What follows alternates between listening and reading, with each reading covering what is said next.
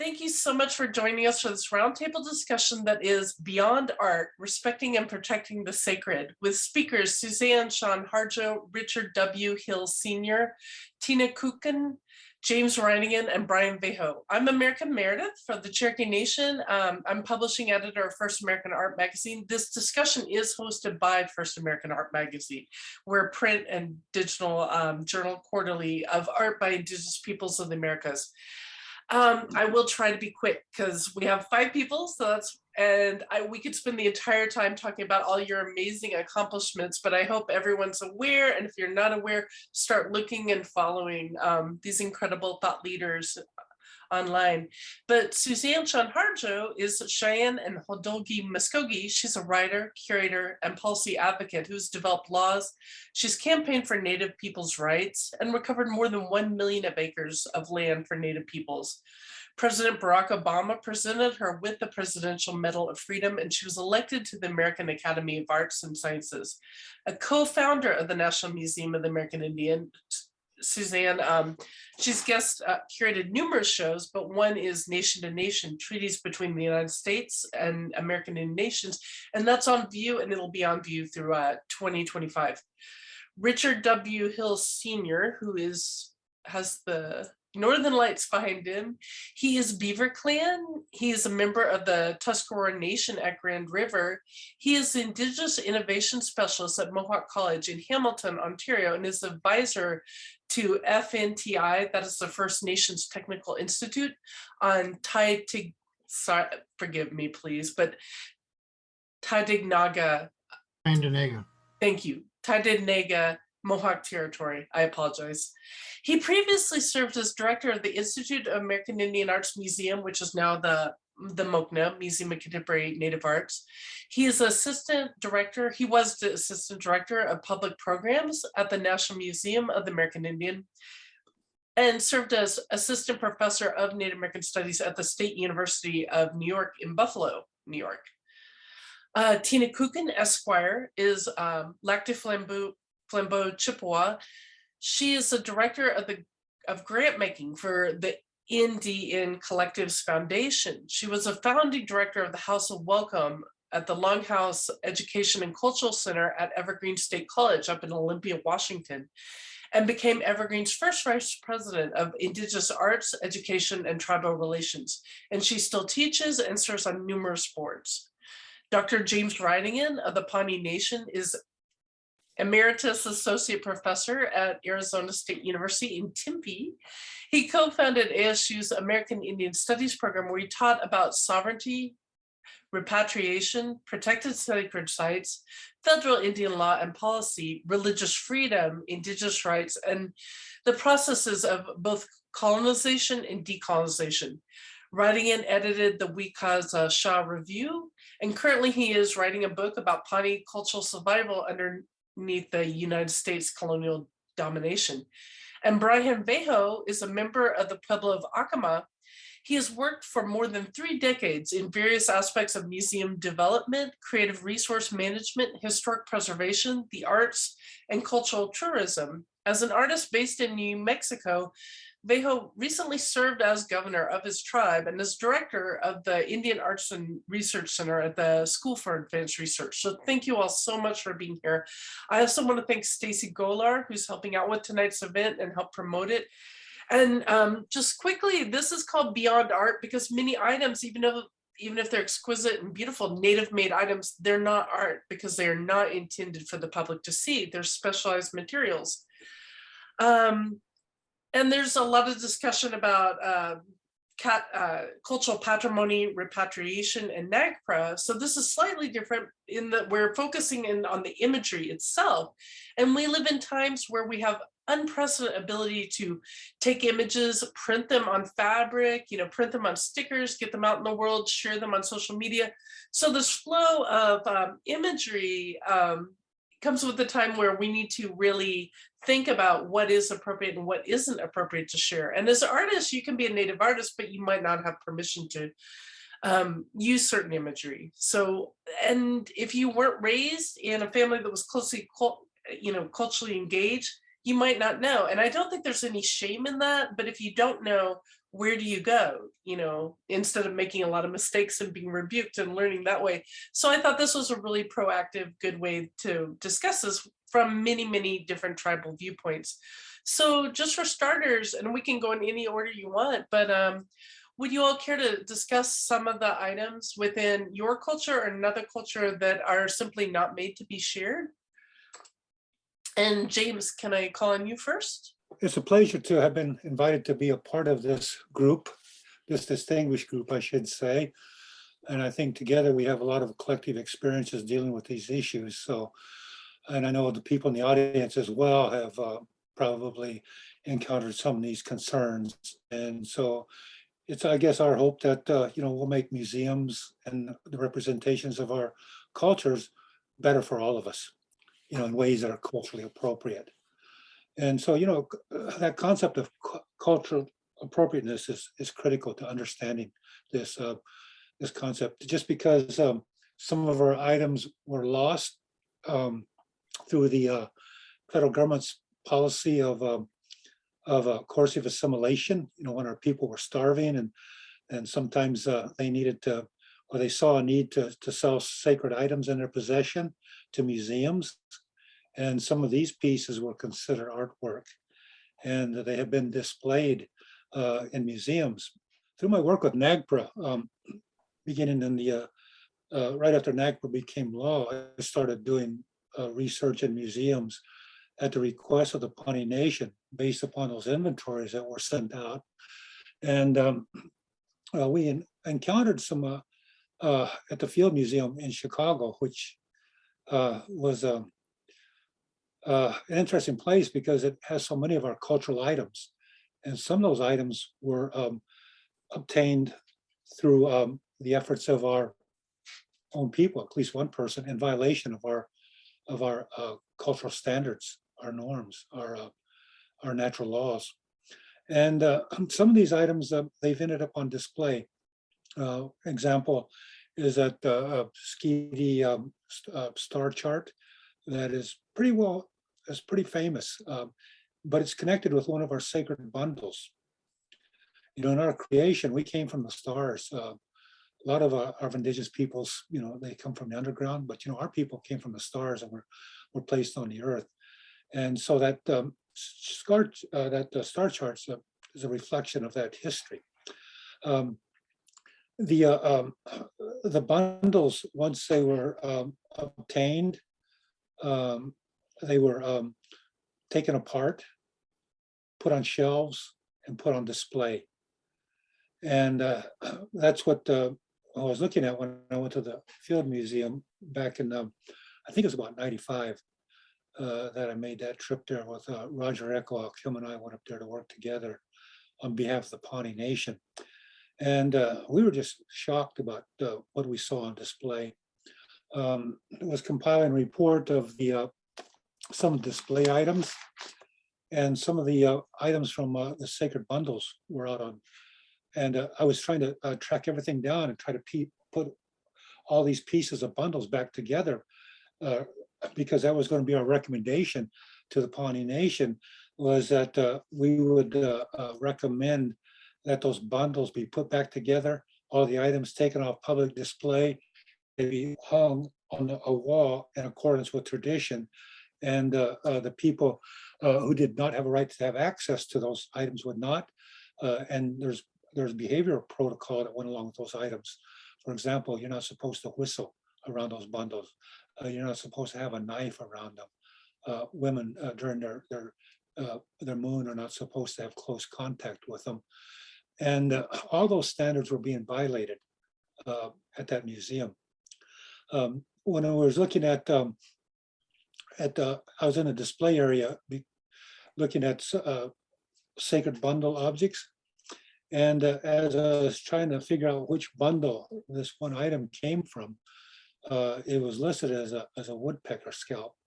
And this young non-Indian woman and her boyfriend, I assume, came up and started looking at that same exhibit I was looking at, and then she made the comment, "Oh, a woodpecker scalp, how gross," and just walked off.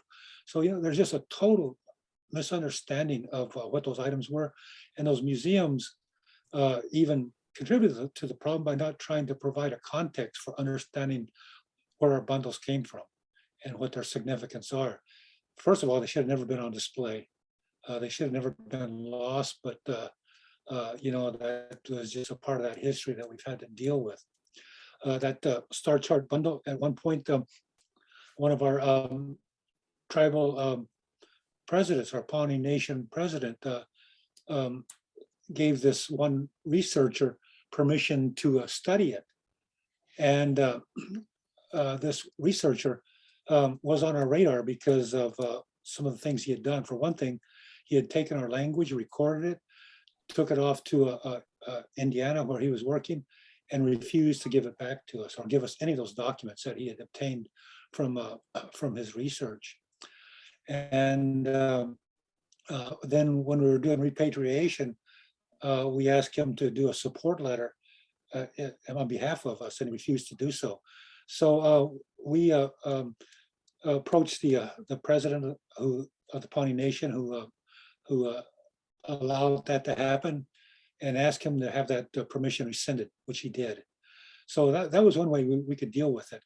But that star chart, it appears in books, and that's an issue that that the Pawnee Nation really hasn't taken up yet, but I think it's on the radar. We're currently developing an online portal, a digital portal of Pawnee cultural history, and I'm heading up that project. So I'm supposed to be retired, but I think I'm working more hours now doing this job doing than what I was when I was a professor, which took a lot of time as well. But that's one of the things we're talking about is we're using that Makutu platform, and what should we put up there, and who should have access to it? So should we put items like this, like images of this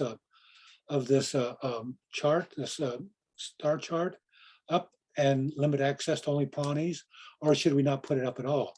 So we're trying to develop protocols amongst ourselves about what to do with these items and how they should be treated in a culturally respectful manner.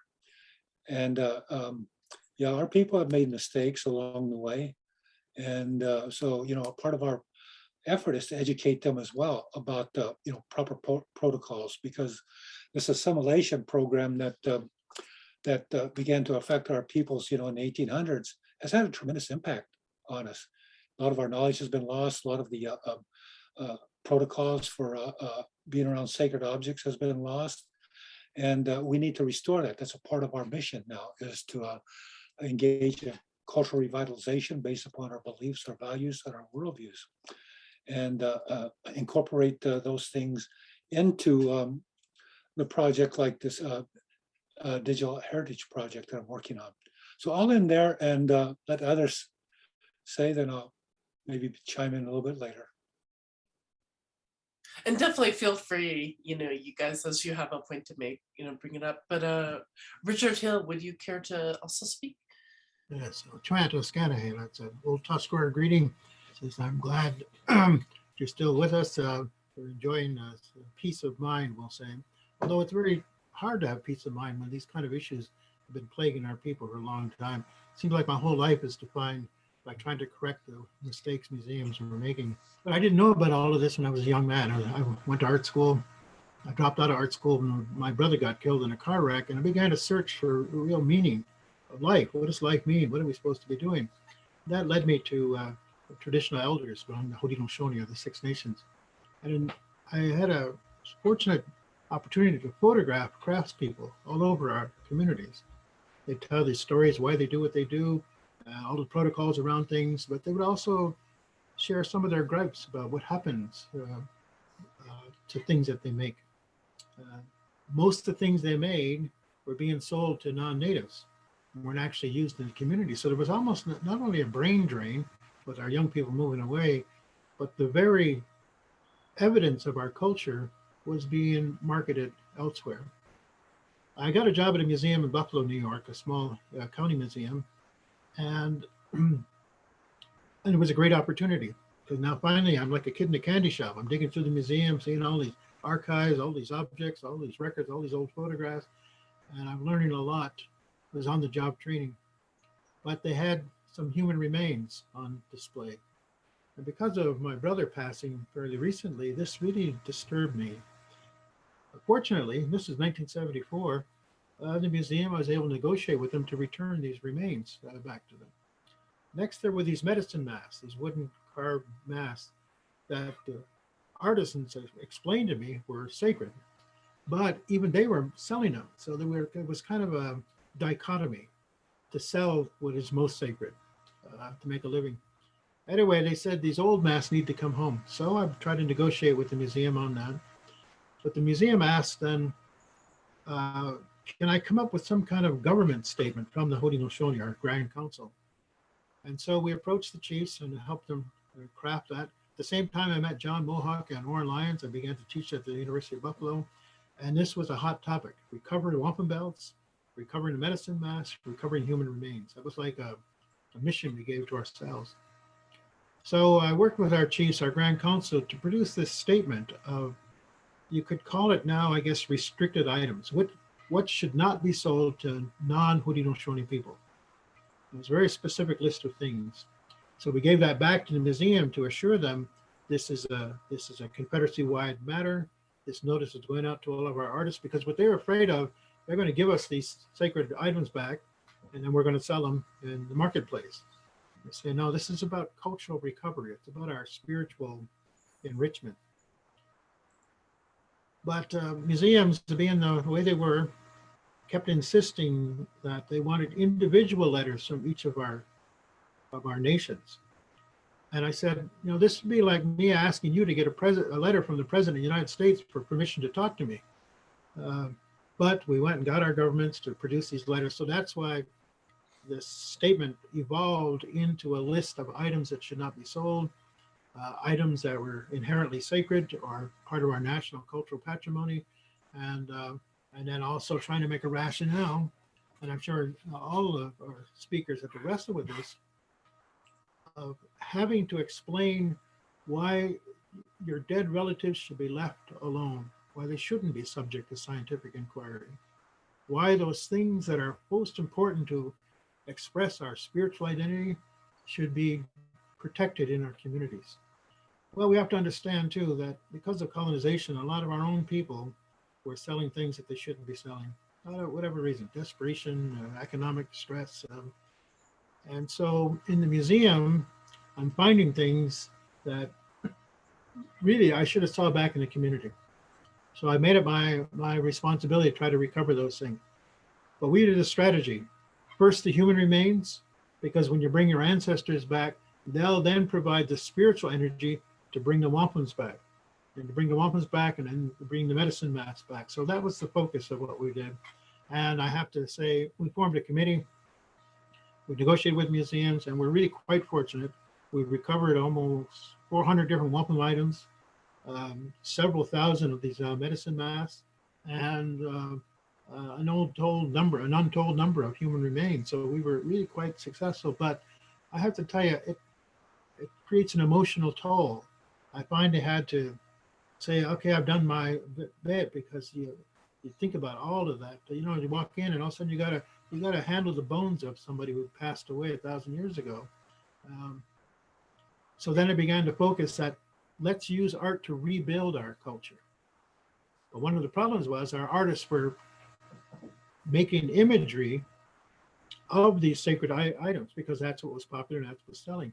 So then the Grand Council produced another statement that won, I think, 1995, which says that these certain images of these things should not be made in the art. And that was really quite controversial among our people.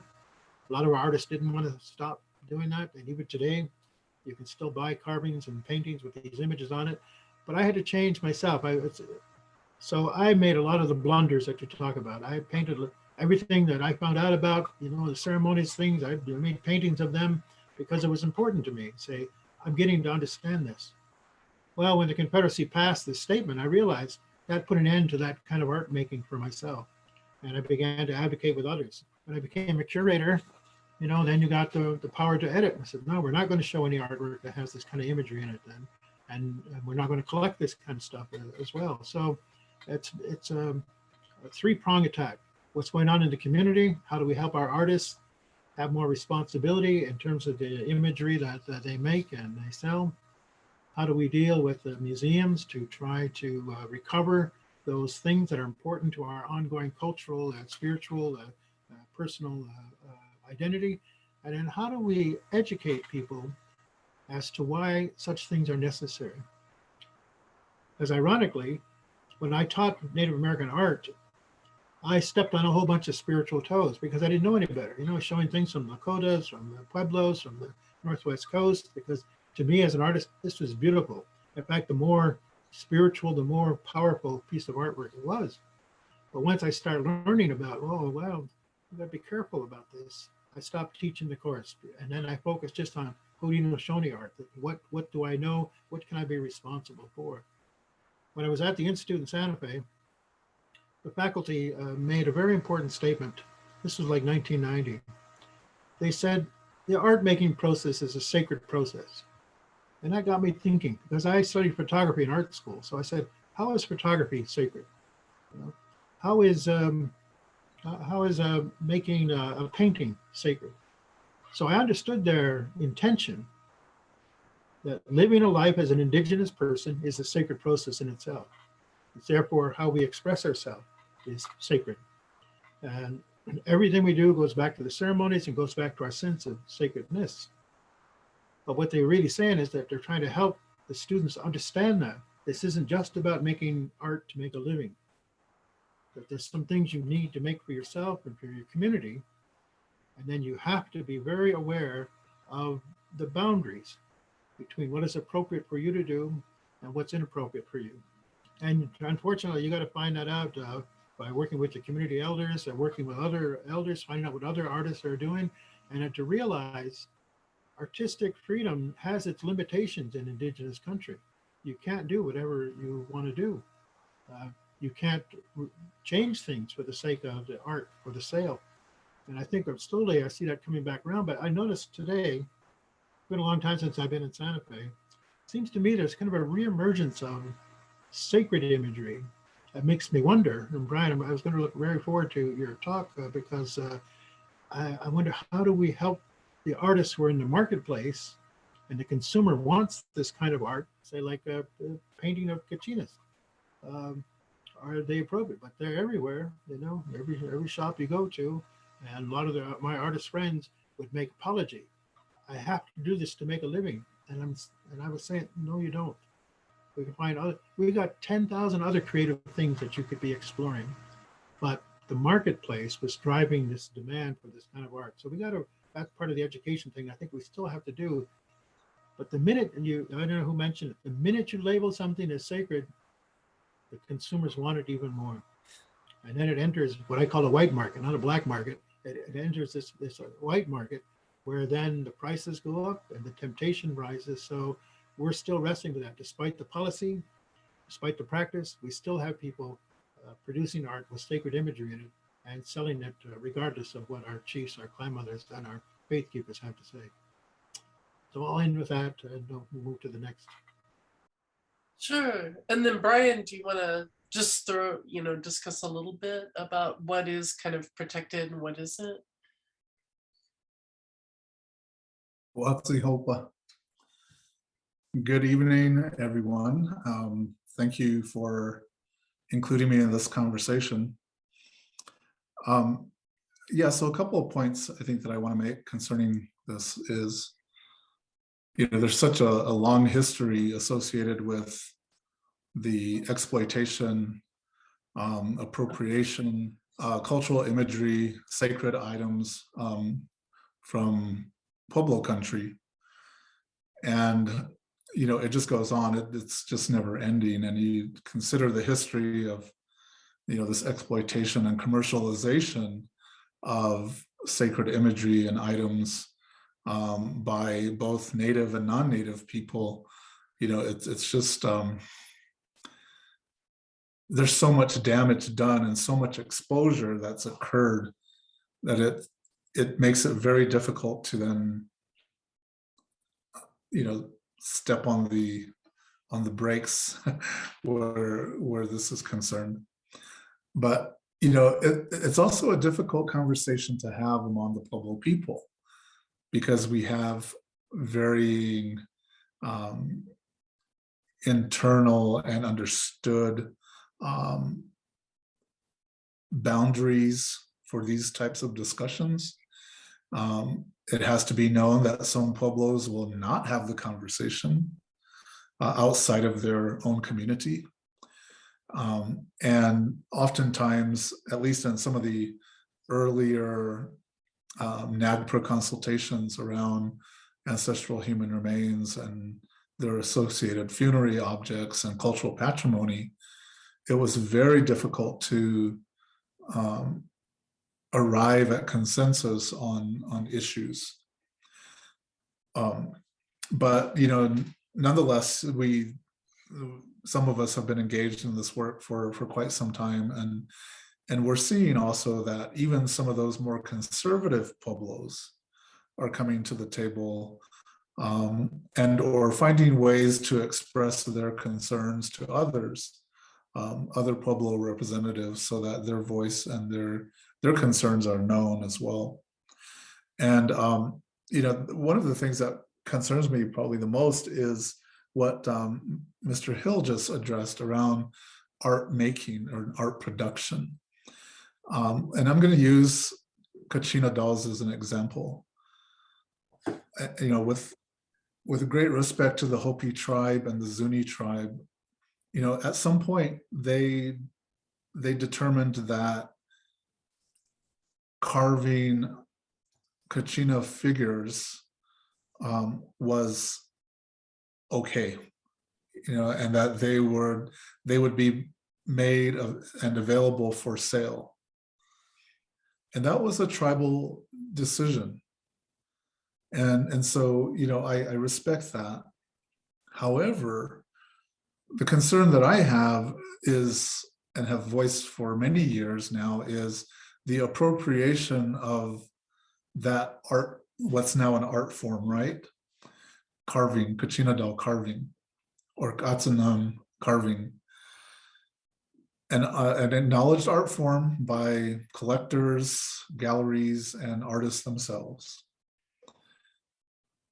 But when we have appropriation by other tribal groups creating similar items for the sake of maybe making something that is art, but also sacred for the white market, as Mr. Hill referenced, that's a problem.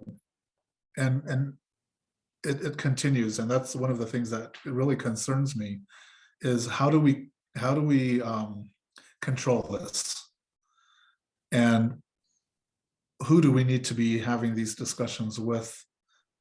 Is it collectors? Is it the artists themselves? Is it the various art markets? Is it art? Is it your magazine, America? Tell me if I make a mistake. Tell me. I'm totally open to those talks. I think those discussions need to happen because it will just continue, and we're seeing it now in not only the replication of those types of carvings, but the same type of imagery appearing on jewelry, in paintings, weavings. And so there's this appropriation that is happening that is exposing sacred beings or sacred motifs and other imagery that we're doing to ourselves, to one another. And this, in my opinion, is one of the bigger concerns. Now, there's also the history associated with the display of these types of items in museums. Now, the good news is that there is more meaningful consultation that's happening now, where tribal experts, cultural leaders, descendant communities are providing guidance on those issues.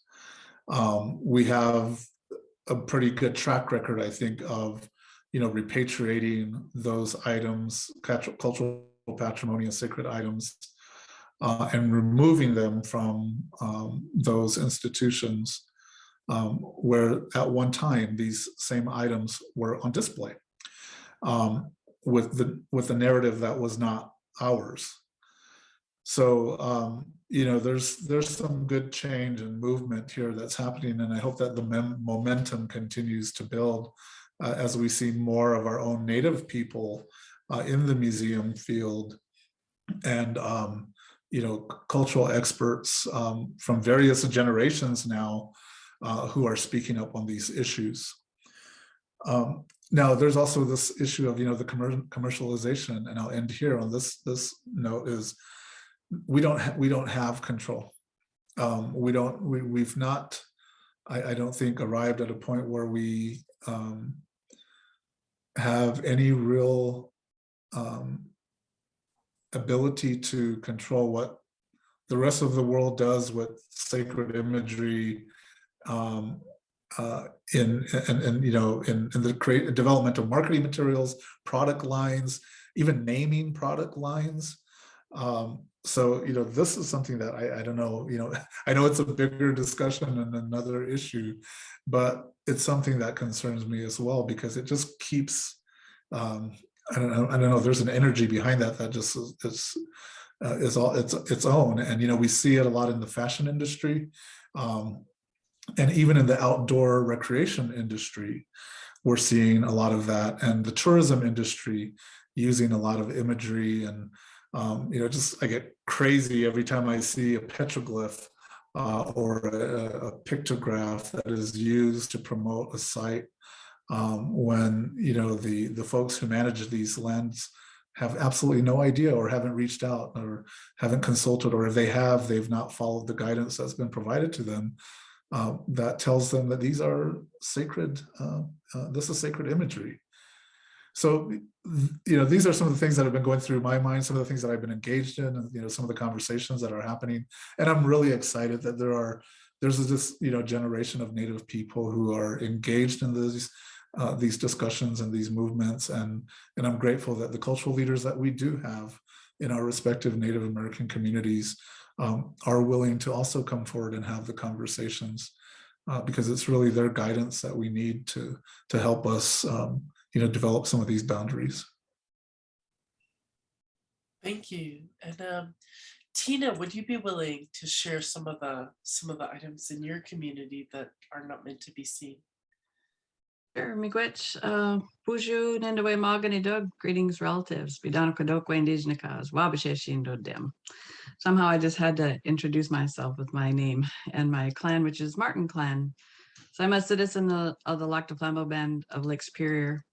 So I'm Ojibwe, a transplant from Wisconsin living in Washington State at the Tuscarora Indian Nation.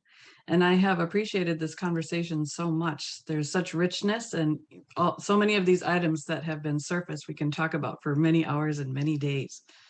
So I appreciate this. And so being from the Great Lakes area, but still living in the Tacoma, Seattle area, was in a museum, and I saw items from some of our Medewan Lodge medicine bundles on display. And so I brought it quickly to the attention of the curator and said it wasn't appropriate, etc. And they said, well, we have it on authority from so-and-so. Of course, the authority is always a non-Indigenous person.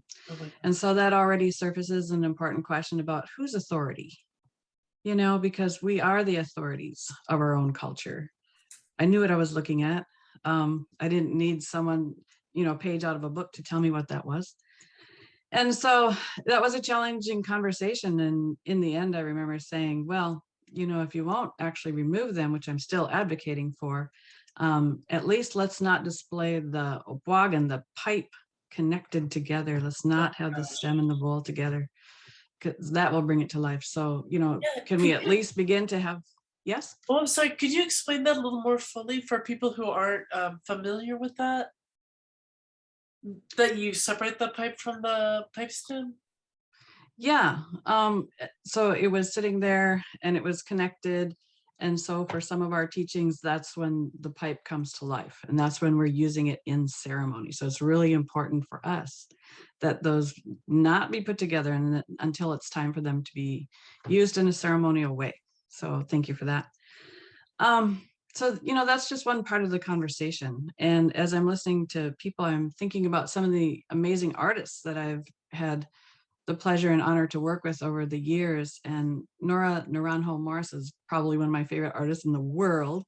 And she shared this film years ago, and it was called What Was Taken and What We Sell, the Commodification of Indigenous Art. And it really explored, that history of colonization and the extraction of our most sacred items and the sense of entitlement with which people feel they can just purchase culture. So I really recommend that film if you have an opportunity to view it. And that we have complicated relationships with museums, and including Indigenous museums, right? So now many tribal nations have our own museums. And, they approach things in a different way, from our perspective. The Squaxin Island tribe created their House of Sacred Belongings because there was a fish camp that was becoming revealed, like 700 to 900 or even older, that was becoming revealed in the mud flats due to erosion. And so they had to create a space that these pieces could be preserved, because we're talking about weavings and carvings. And it was really important, as we're in this time of cultural reclamation, for the young people to have an opportunity to study these amazing weavings and even the technology in creating like fish traps, etc. So I think our tribal museums are wonderful resources and places to go to learn more.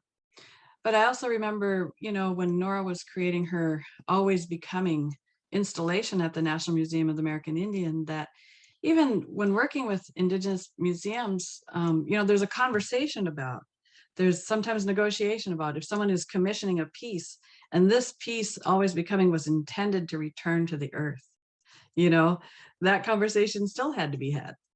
And so I love that piece is always becoming something new and something for all of us to engage and to think about permanence. And to what extent is it appropriate for us to put things in boxes and in glass display cases? What is the intention? So I think about her work. And there's another beautiful carver, Marianne Nicholson, and she's First Nations carver up in BC. And I loved that when she presented recently at the Grantmakers in the Arts Conference, she talked a lot about her communal feast dish that she had carved and what it meant to the community. And so there was this huge buildup. And then at the end, she says, and I'm not going to show it to you because it's not about the object. It's about the meaning of what it meant to create and to bring back this piece. Because as we all know, as a result of colonization, so many of our not only sacred items, but just culturally important items, pieces that are deeply meaningful are kept locked away. And so sometimes we have to go into those spaces, even to reclaim and study in an effort to take back some of what was taken as a result of colonization. So I love that she had the big buildup and said, yeah, not going to show it to you. And then my last example would be Bruce Miller from the Cherokee Nation, where I live. And he created an installation, and it was called the Soul Recovery Series. Now, he was one of the most important spiritual leaders, artists, educators from this entire region, and recognized as such. And he wanted to create this series, but he created it. These were all of the items that would be used for the soul recovery ceremony, but he created it at a scale, like 1/3 scale, so that it wasn't the actual items. And so when he came forward with this idea, I thought it was interesting, his rationale for creating this specifically for public display. He hoped that some of his young people, some of the Coast Salish people, would see the installation and be drawn in, and that they would want to learn more, and it would light a fire within them. So I think there are all kinds of reasons why artists create the art that they do, and the ways that they engage these spaces, such as museums and galleries, etc. Not everything is meant to be sold. And there are times when we're putting things out in the world for a very specific reason, because our young people are hungry and they want to learn more. So I'll just share that much at this time. Miigwech. Yeah, thank you. And Suzanne, would you care to discuss just some of the items and beings that should not be seen? No, because I can't talk about them. But But then share what else you want to discuss. well, no, and that is a correct answer for some of this, because for the most part, what we do is private, and we don't need to share those details. In some cases, we're not allowed to share them. And in some cases, it's not a tenet of the religion or of the ceremony that you are forbidden from discussing this or describing it. But so many of our people were killed for doing those ceremonies, for dancing, for having a simple giveaway. For 50 years under federal regulations called civilization, all our dances were banned, and the sun dance was named specifically, and all other so-called ceremonies, it said. And then commissioner, that was by the Secretary of the Interior, several of them in the 1880s and 1884, 94, and then 1904.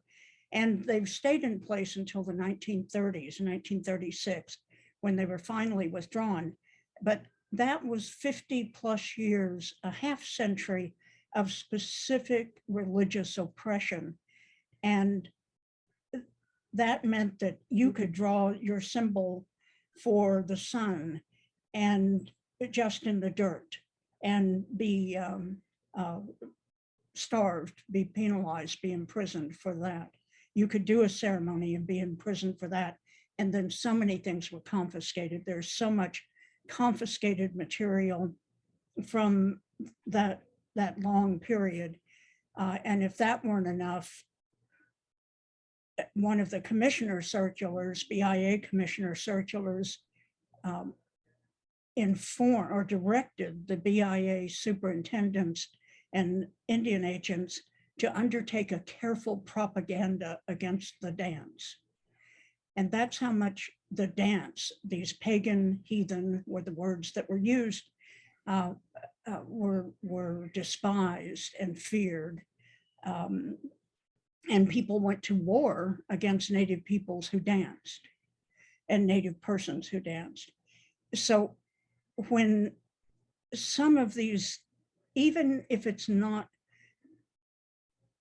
writ in stone, that you can't speak of these things, we have historic inhibition about sharing too many details. And so I so appreciated the Hopi Nation issuing its request, its plea, its demand, its entreaty to all journalists and all people covering the auction of their sacred objects in Paris, not to show the images, not to show what they looked like. It was the people who saw them and saw they were beautiful at one point and said, we have to have this art, and stole it in the first place. And that's how they made their way to auction. And everyone showed the images. The most important news outlets, Reuters and the London Times and the New York Times and so on, all showed these images that they were begged not to show, yet they did. And what I loved was doing an article about just the Hopi material and the sacred objects that had been on auction, and for FAM, and then America had the good sense not, of course, to show those images. And I love what you did, America, with by showing script money that was European, which of course that's what it was about anyway, was the commodification of the sacred. rather than anything else. And that was the, and you showed the one place, one mesa at Hopi, and that plus the money really encapsulated the people and the place and where they belonged and where they didn't belong and what was happening to them. They were being traded for money. And I thought that was a really good approach. And if just a caution to journalists is to, and publications, if someone tells you don't show this, then don't show it. For heaven's sakes, how difficult is that? And use your creativity to try to come up with other ways. What is this story really about? And can we show that or show a person?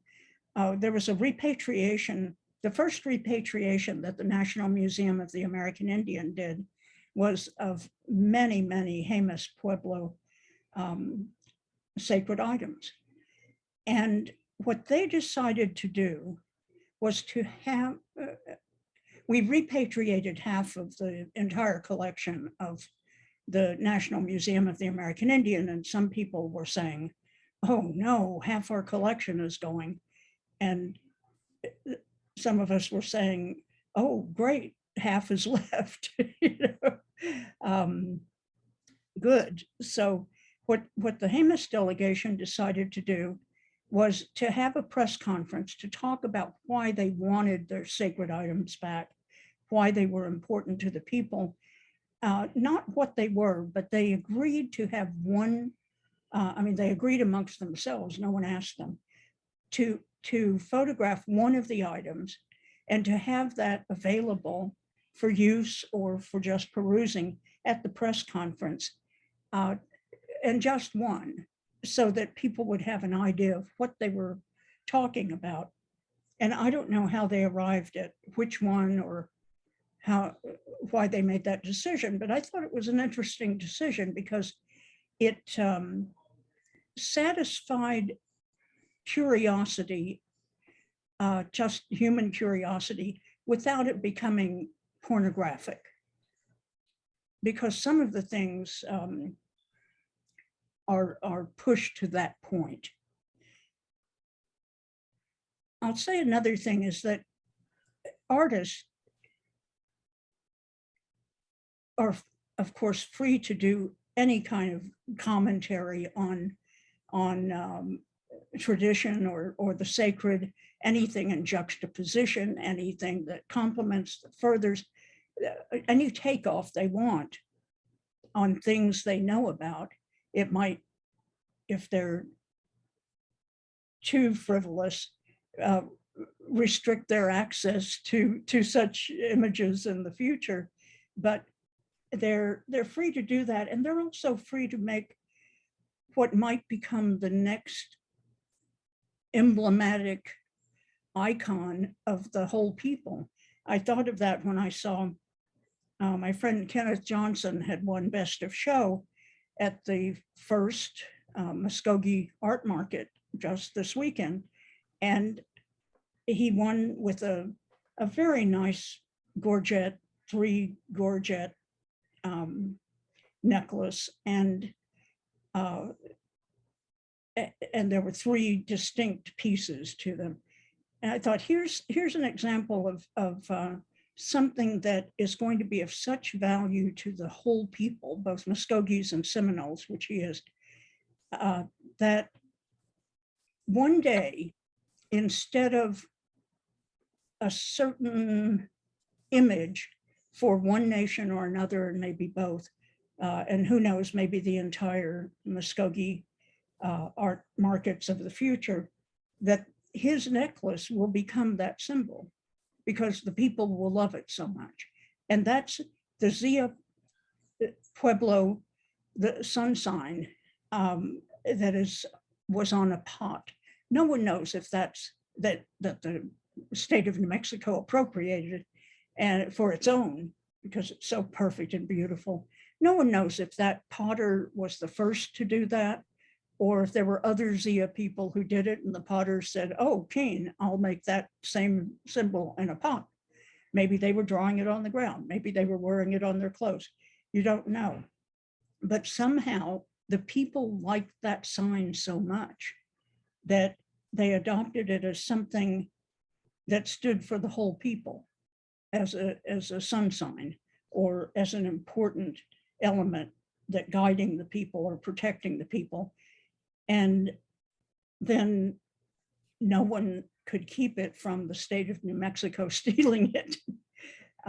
So we have to guard against that. And unfortunately, most of the people who were fighting that good fight to get the state of New Mexico to do something to really acknowledge what they had done and to help the Pueblo to do something more than just say, oh, my bad, that most of those people died during COVID, during the first of the pandemic that took so many of our great cultural people in so many of our nations.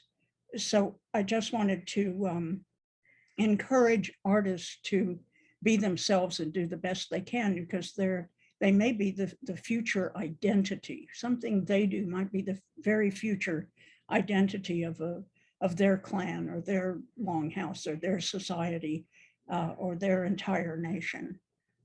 Who knows?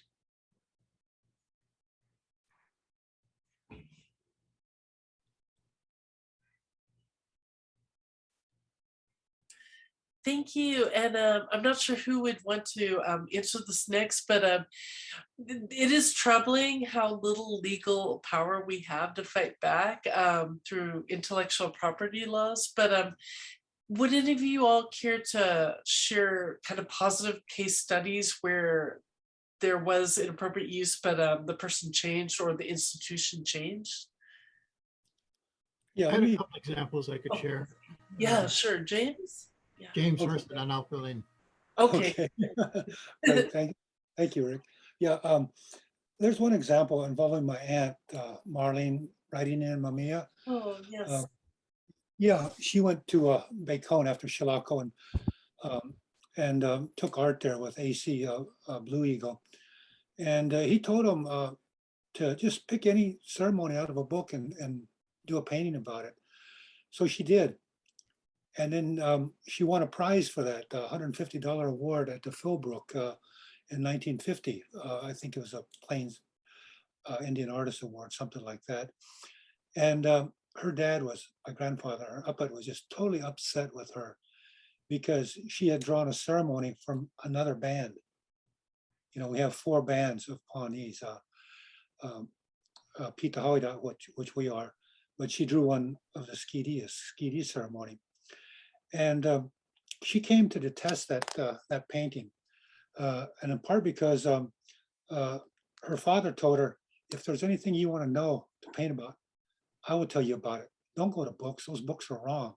And besides, you drew another ceremony. So I guess it's about 10 years ago when I was in Pawnee. I was at her house, and she told me that the Philbrook had sent her some information, questions about what they wanted to do with her painting. So she said she wanted not ever put it on display, not for anyone ever to see it again. And the Philbrook went along with that. So, you know, we signed the documents about that. So I think that's one indication of perhaps a positive outcome, and museums being more concerned about what is going on in terms of their curation practices and the will of the people, you know, that they're dealing with.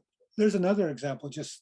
This is not a positive one, but I'm married into Santa Ana, Pueblo, and my wife and I have been together 45, 46 years. I can barely count that high. But that one time we were with my mother-in-law, who was with one of the religious societies, and at the Indian Pueblo Culture Center, and they had a display of Kashedi clowns. And she refused to go into that room because she said, that's my relative in there.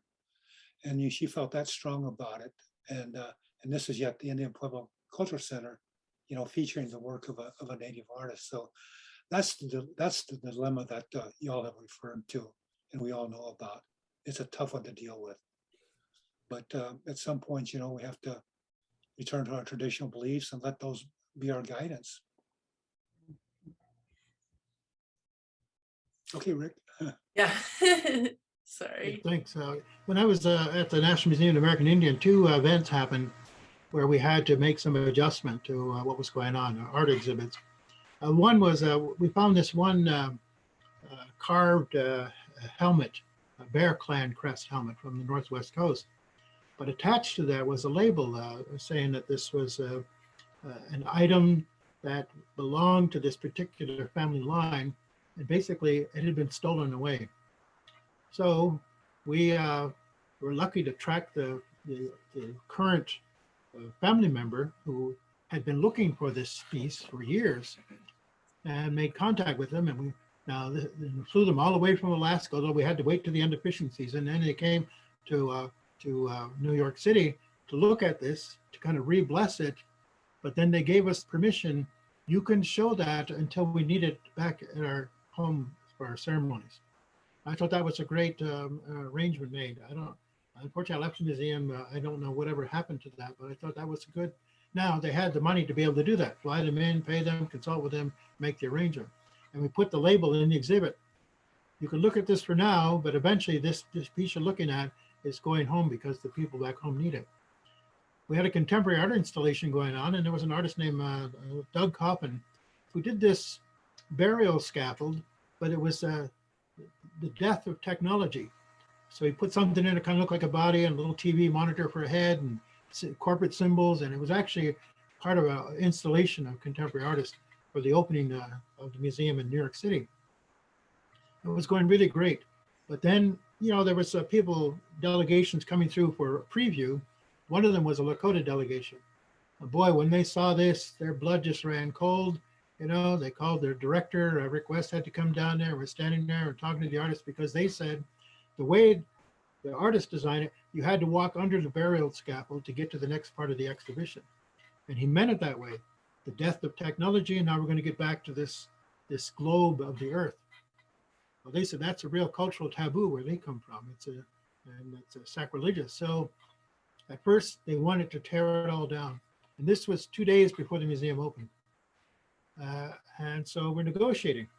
Now the artists, he said, I'm not here to offend anybody. You know, he explained what it was about. They understood that. So they said, so how can we deal with this? And we made a compromise. It was left there, but it was twisted in such a way, and a sign put there. Some people feel that it's sacrilegious to walk underneath this, even though this is an art installation. So we created a space for people to go around that. And we put a warning label before you entered that hall that there's a piece here that, you know, is culturally sensitive. So there's a case where the artists worked with the Lakota delegation, worked with us at the museum to make that all work. So we were kind of lucky on that. The third one is when I was in Santa Fe. I don't know how I came across it, but there was a picture of a blue nude fully beaded by Marcus Ammerman. Okay, I confess, I saw it in Playboy magazine. You know, I was doing some field work in physical anthropology. Anyway, I came across this, and when I got to Santa Fe, got to meet Marcus, I wanted to do an exhibit featuring this piece. So the exhibit was about the naked human figure in American Indian art, that a sacred icon or a sexual stereotype. And I asked artists to present the work that they did. And it was amazing to me how much people actually had the nude figure in their artwork. And I showed some old examples where the nakedness was obviously a part of our visual tradition. But the local Pueblo people really objected to this. In fact, they came and they wanted to shut down the exhibit because they felt nakedness, even depicted through art, was just not appropriate. And I had to wrestle with this their Catholic persona, or was this a really old Pueblo thing going on? So we discussed it and negotiated with them. And then again, we had to put the compromise was a warning label before you entered. Some people feel that this is objectionable.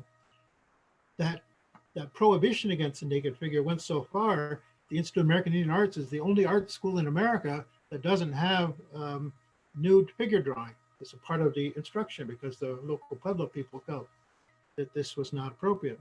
Well, it wasn't until I went to Chaco Canyon with a Pueblo friend of mine, and he explained this thing about the sacredness of breath and the sacredness of the naked figure, that finally I got to see, oh, well, if I had known that, I might not have done this exhibition. On the other hand, by doing the exhibition, all of this discussion came out in the public arena, which I think helped everybody, helped the artists, helped the institution. Would I ever do something like that again? Well, anywhere but Pueblo country. Yes. Do you have any, kind of positive examples where things did work out? Yeah, I'll share a couple. So someone, I think it was James, mentioned the Field Museum earlier. And I've been involved in the development of the new exhibit that will open next month in the Native American Hall at the Field, along with 12 other Native American advisors. And while what I see as positive experience that we had there doesn't necessarily, refer to the new exhibit. What I want to share is that when the museum decided to begin or preparing to deinstall the original exhibition, they intended to do it just without any real involvement of the tribes and cultures who are presented. And the gentleman from Hopi, Stuart Koyamtawa, who's also an advisor, and myself, we were very concerned about that, and we were just in pain, really, because we knew that these items, many of which were culturally significant sacred items, had been on display for almost 70 years, damaged by the conditions they were set in for all of that time, and the fact that their life was sucked out of them, and we insisted then that the museum reach out to the tribes who were represented to offer them an opportunity to participate in the deinstallation process. Now, for Acoma, I was very concerned about the ceramics, of course, and these beautiful historic textiles that are really important to our community, and the fact that they had been basically nailed onto board, and damaged at the time that they were put on display. And we really had to spend some time to explain to the conservators, that entire team, and other museum administrators, the importance of having the Native people, the descendant communities involved, if they wish to be involved in the deinstallation, and that they should be prepared for any unusual requests that might be made relative to, maybe removing and then placing these items in a different space, or having private time with these items before they went back into storage. And so, for Acoma, one of the things that I was concerned about where the textiles were concerned is that they hadn't stretched, right? They had been nailed onto these boards on display for so long, and these items are not meant to be folded and just left in that folded state for long periods of time. And so I made the request of giving me the opportunity to handle these textiles, and if possible, to take one of them outdoors, and also a couple of the pots, to take them outside, because they had been in these cases for 70 years.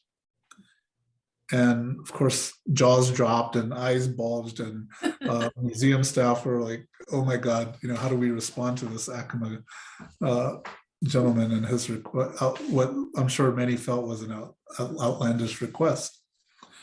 But it took, and I appreciate that they took the time to listen to me and to listen to Stuart from Hopi and to understand that we needed to bring some life back in, some breath of life back to these items before they went back into storage.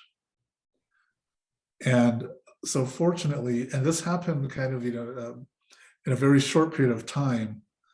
And there I go off to Chicago again. And for the deinstallation, Mr. Koyamtawo from Hopi was with me, and we witnessed the deinstallation of these items. And I was fortunate that when I arrived, that they were going to give me that opportunity to take these items outdoors.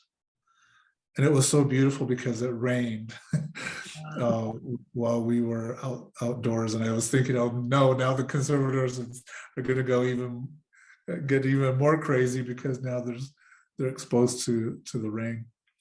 But it was such an important occasion, and just kind of overwhelming emotionally for me to, bring these pieces out and to let them stretch, let them breathe some air and take in the moisture that we were blessed with that afternoon.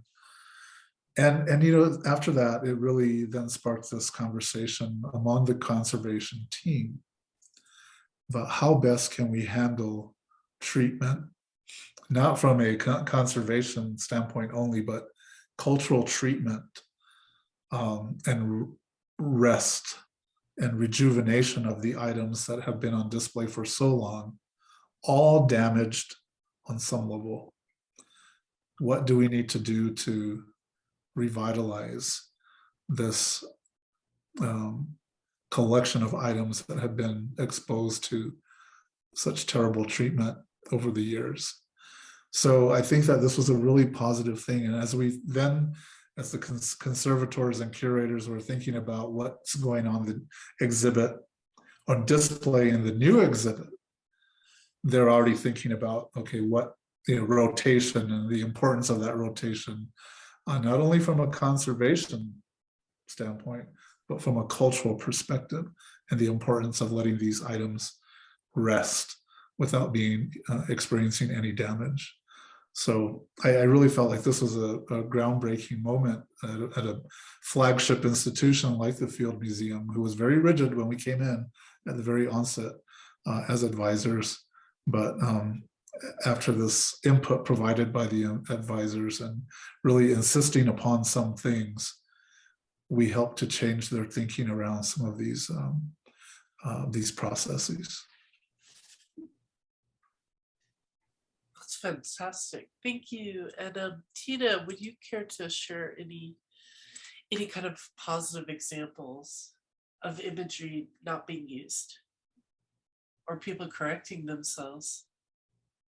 Well, this is just making me think about kind of like what is the opposite of appropriation, really? Because, I saw in the Q&A there are things about what about when Indigenous people appropriate from other Indigenous cultures and such. And so I think this is such a rich conversation, because it's one thing to appropriate and use things that you have no cultural authority to use. Right. So I think that most of us can agree that that's challenging. The flip side of that, what I've been able to witness working with artists from around the Pacific Rim is that when artists come together and they share freely with each other, their iconography, their ritual, ceremony, all of these things, they're sharing them on common ground.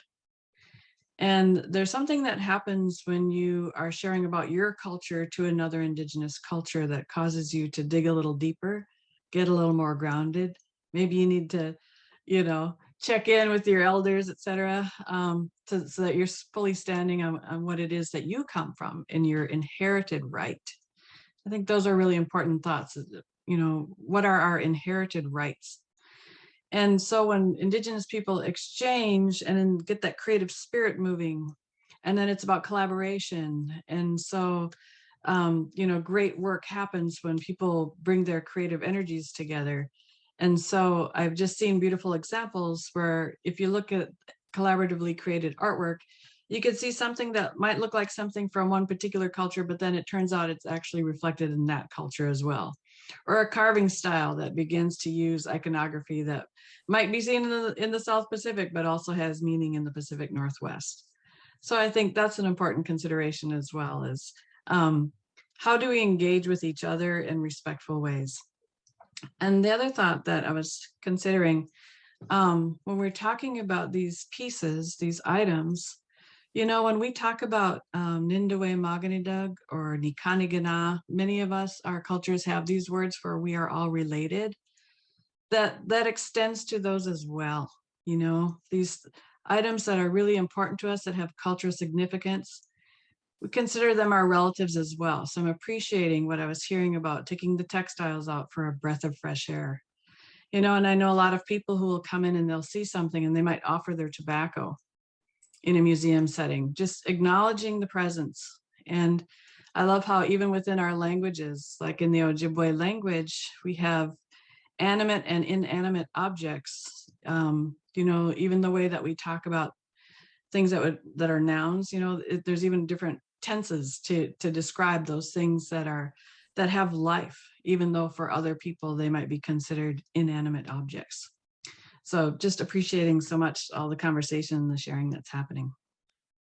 Yes, thank you. And then Suzan, would you care to share any kind of positive examples of people kind of checking themselves or other people checking them for them?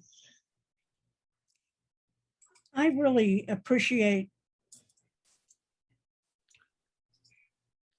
David Bradley and Marcus Ammerman, Mateo Romero, Diego Romero, Cara Romero, Jean Lamarr.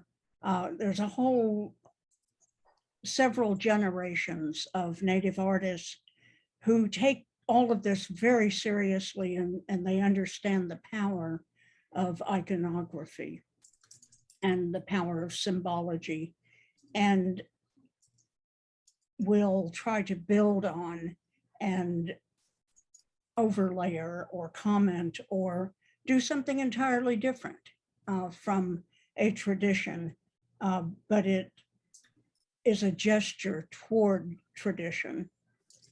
I appreciate the conversations that they have with themselves and with each other. And I wonder if that style of discussion about the right and the wrong of what we do daily as artists of any kind in any of the arts, how do we help adjust each other?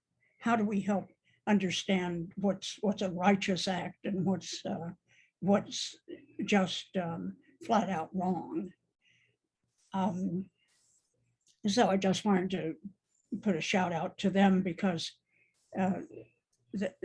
they're all of the people I mentioned are people who really take this issue so seriously, and it hasn't made them any less of an artist. I mean, they're all great artists. So Jean Lamarr, when she has a Native woman laying on a chaise lounge, that's a gesture toward the old white men's photos, early photos of almost naked or naked Native women. And then she'll have a piece of lace in the paint, and a plane overhead and a bomb dropping, and all sorts of, maybe a cowboy over here and a barbed wire fence. There are all sorts of images, children from boarding schools, and perhaps there is an image from the Paiute people or the Pit River people, but that's not the point of it. The point of it is that all of these are icons. All of these have meaning. The real positive thing that always makes me smile is not about that at all, but about what white people in museums, some major museums, are doing, and also other, BIPOC people, other non-native people are doing about repatriation. And one at the University of Pennsylvania, which is the largest archaeological institution, they're really trying to incorporate living native peoples. And one approach they have to repatriation is this. They have a fantastic collection of hats, ceremonial hats, cedar woven ceremonial hats.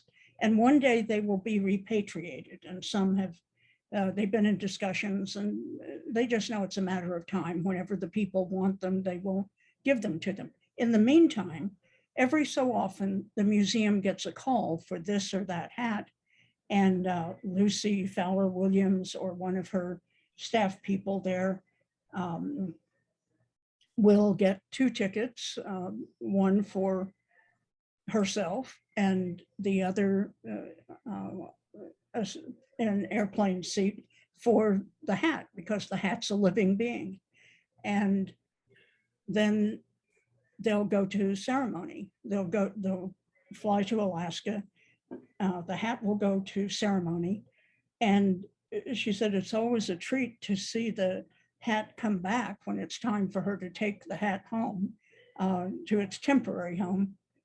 That it may come back with new ermine tails, or it may come back with just a slight different thing that was put on for this particular ceremony, or just to make it look new and fresh, and just because it wanted to look good and spiffed up for its return dance.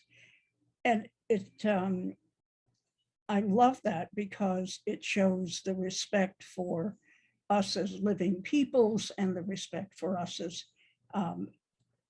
having our relatives and wanting them to be as happy as we do. Thank you. And we have quite a number of questions, and I think we should probably cut at 8, because I want to be respectful of all y'all's time, all the panelists' time. You've been very kind to be here this long. So Watson Harlan asked, how can we best balance the transmission of the knowledge of the sacred and these objects with the preservation of their protocol and restrictions in a museum setting owned by a tribe? What is appropriate examination and presentation, and what is appropriative in cases where the end goal is to educate natives further in a public setting of their own traditional mores? So I hope you guys can read that yourselves. Does anyone want to tackle that?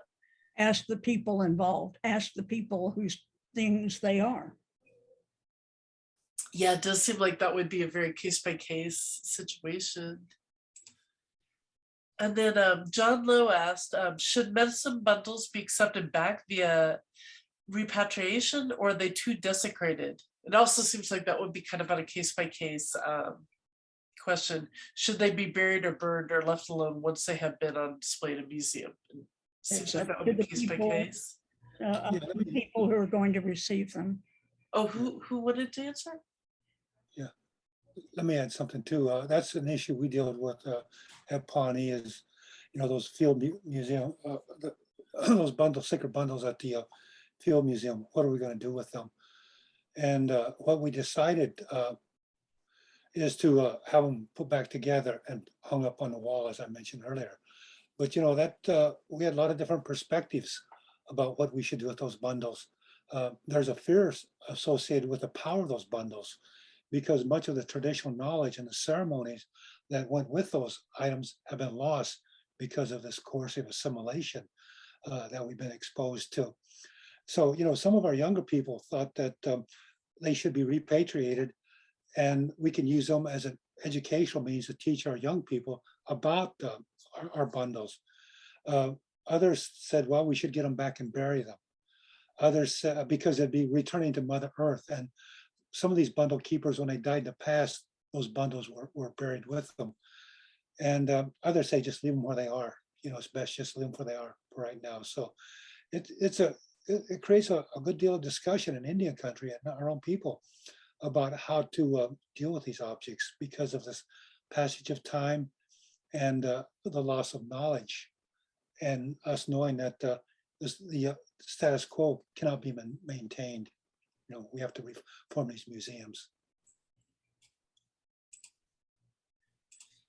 Thank you. And then Amy Hotchkiss, she mentions that I find native art at estate sales and things. What should I do with this kind of art?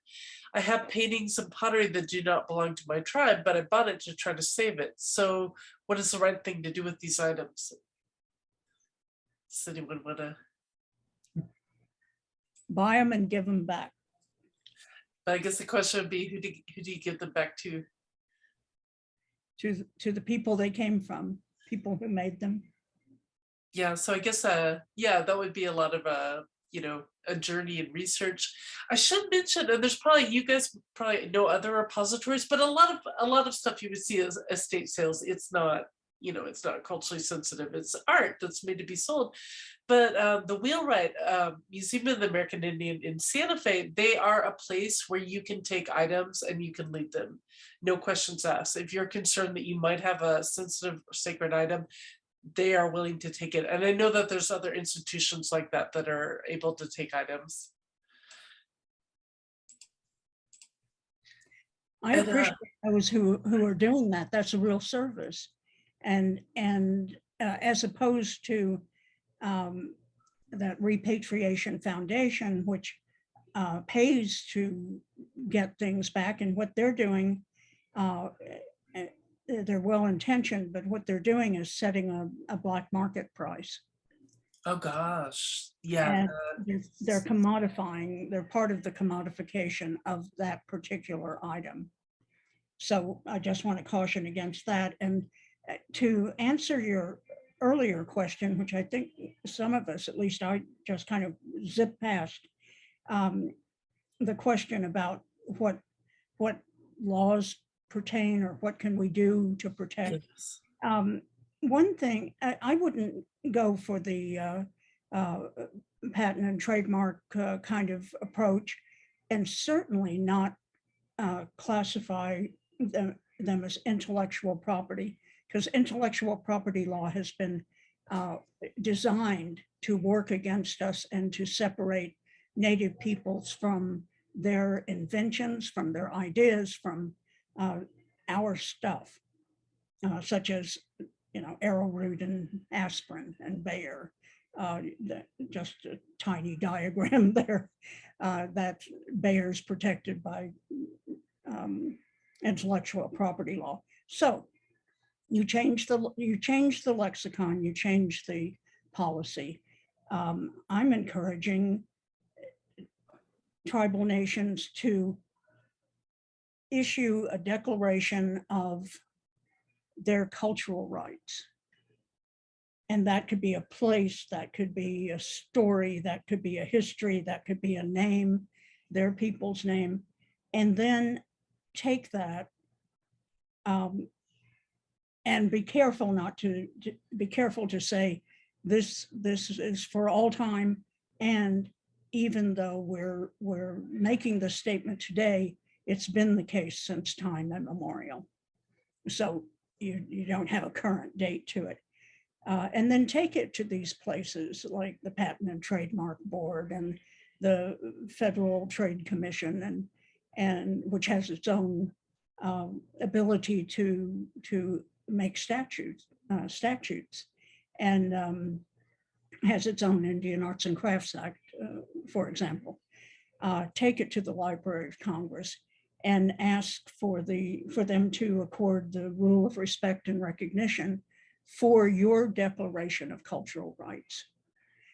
And that's that, and then they have, what they want is a document of reliance. Give them a document of reliance and say, this is what we want. And it's a much easier way to deal with it than to try to get legislation or a policy. One size fits all, ends up fitting none. But if you declare your cultural rights, the Apaches, all 9 Apache tribes came together and did this in 1995 under the guidance of Carrie and Vicente, who was their first tribal judge, first lawyer, and then first tribal judge, and first Hickory Apache chief judge. And he organized this with amongst the tribal leaders, and Ola Casador was one of the people who organized it among the spiritual leaders. And they all came together in Albuquerque, 1995, and issued this this Declaration of Cultural Rights. And it declared everything from Mount Graham as a sacred place for the Apache peoples, to items that were in the Field Museum that they wouldn't return because they couldn't tell the difference between San Carlos and White Mountain Apache. And they said, you don't have to. Just say it's Apache and we'll figure it out. Just give us our things and we'll figure it out amongst ourselves. It makes it simpler for the museums. Then you don't have to identify anything. We'll do the identification, thank you. So it just seems like an elegant, easy thing to think about and to start and to do it. Do you need a template? No, you make up your own thing geared to the way you want to present these things today. And if you're saying we just don't want our name used as a bar, our tribal name, please stop letting this or that kind of institution, because it's one thing to have your name used as a children's memorial hospital, and it's another thing to have it named as a T&A bar, that. So some things you don't want, and you don't want anyone at the federal level or state level to sanction that. So you're asking them to respect and recognize your declaration of cultural property. So that's my pitch for that.